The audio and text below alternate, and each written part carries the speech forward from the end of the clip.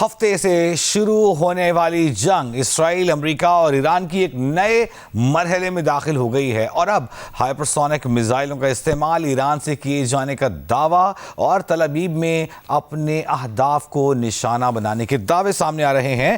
پاسداران انقلاب کا امریکہ اور اسرائیل سے جڑے 40 کے قریب اہداف کو نشانہ بنانے کا دعویٰ سامنے آیا ہے اور تل ابیب، مقبوضہ بیت المقدس، مغربی کنارے میں تازہ حملے، آبنائے ہارمز پر کنٹرول کا دعویٰ۔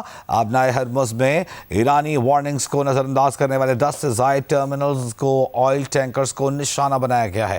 ایرانی شہر کرمان میں اسرائیلی ڈرون مار گرایا گیا۔ شہید آیت اللہ خامنئی کا تعزیتی اجتماع آج رات تہران کے امام خمینی ہال میں شروع ہوگا۔ تعزیتی اجتماع 3 دن تک جاری رہے گا۔ ایرانی ذرائع کا کہنا ہے کہ آیت اللہ خامنئی کے بیٹے مجتبی خامنئی ایران پر حملے میں محفوظ رہے ہیں۔ انہیں حکومتی حلقوں میں ممکنہ اگلے سپریم لیڈر کے طور پر دیکھا جا رہا ہے۔ ایرانی مجلس خبرگاہ رہبری کے رکن آیت اللہ احمد خاتمی کا کہنا ہے کہ نئے رہبر اعلیٰ کے انتخاب کے قریب ہیں۔ خامنئی کے جانشین کے انتخاب کے سلسلے میں جلد نتیجے پر پہنچ جائیں گے۔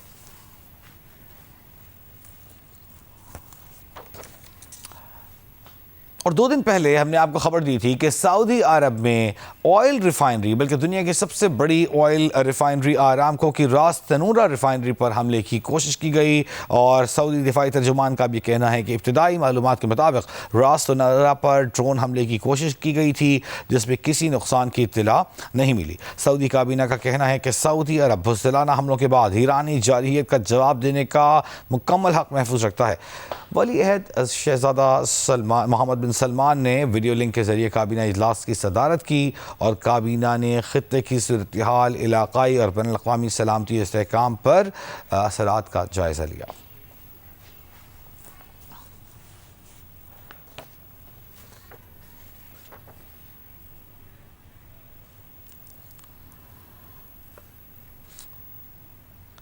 اور ایرانی وزیر خارجہ عباس اراغچی مؤثر انداز میں امریکہ اور اسرائیلی جو پروپیگنڈا ہے اس کا جواب دینے کی کوشش کرتے دکھائی دے رہے ہیں۔ ایرانی وزیر خارجہ عباس اراغچی کہتے ہیں کہ امریکی صدر ٹرمپ نے سفارتکاری کے ذریعے مسئلے کو حل کرنے کے بجائے جنگ کر کے ان امریکیوں سے غداری کی ہے جنہوں نے انہیں مینڈیٹ دیا تھا۔ سوشل میڈیا پر جاری بیان میں ایرانی وزیر خارجہ کا کہنا تھا کہ جب پیچیدہ جوہری مذاکرات کو ریئل اسٹیٹ کے لین دین کی طرح لیا جائے اور جب بڑے جھوٹ حقیقتوں پر پردہ ڈال دیں تو غیر حقیقی توقعات کبھی پوری نہیں ہو سکتی۔ اس کا نتیجہ مذاکرات کی میز پر بمباری کی صورت میں نکلتا ہے۔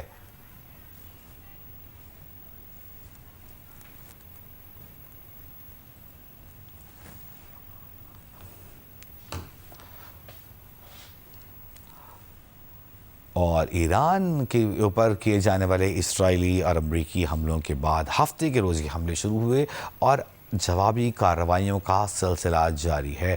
130 سے زائد شہروں کو ایران میں امریکی اور اسرائیلی فوج نے نشانہ بنایا ہے۔ بڑے بڑے بنکر بمز اس وقت گرائے گئے ہیں۔ ساتھ ہی جو خبریں ہیں ان میں تحقیق کی بہت زیادہ ضرورت ہے۔ 2 روز قبل خبر دی گئی احمدی نژاد کے حوالے سے کہ سابق ایرانی صدر احمدی نژاد بم حملے میں شہید ہو گئے ہیں، لیکن آج صبح انہیں ایک قبرستان میں دیکھا گیا۔ اور جس طرح کہ ہم نے آپ کو بتایا کہ آبنائے ہارمز میں موجود کنٹینرز کو نشانہ بنایا جا رہا ہے، سری لنکن بحریہ نے ایرانی جہاز پر سوار لاپتہ افراد کے حوالے سے خبر کی تردید کر دی ہے۔ ترجمان سری لنکن بحریہ کے مطابق 101 کے لاپتہ ہونے اور 78 افراد کے زخمی ہونے کی معلومات درست نہیں ہیں۔ 32 زخمیوں کو ریسکیو کر کے اسپتال منتقل کیا گیا ہے، جبکہ سرچ اینڈ ریسکیو آپریشن جاری ہے۔ یاد رہے کہ امریکہ کی جانب سے دعویٰ کیا گیا تھا کہ ایک ایرانی بحری جہاز کو سری لنکا کے نزدیک تباہ کر دیا گیا ہے اور 101 افراد کے لاپتہ یا انتقال کر جانے کی خبر تھی، لیکن اب سری لنکن بحریہ نے تصدیق کی ہے۔ ان کا یہ کہنا ہے کہ بحریہ کے 101 کی لاپتہ افراد لاپتہ ہونے اور 78 افراد کے زخمی ہونے کی معلومات درست نہیں ہیں۔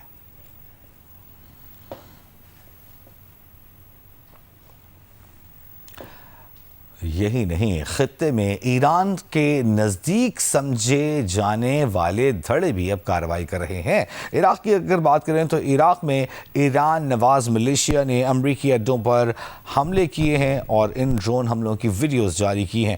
دبئی میں امریکی قونصل خانے پر ڈرون حملہ، قونصل خانے کی عمارت میں آگ لگ گئی۔ اردن میں امریکی سفارت خانہ بند کر دیا گیا۔ پینٹاگون نے جنگ میں ہلاک 6 میں سے 4 امریکی فوجیوں کی شناخت جاری کر دی۔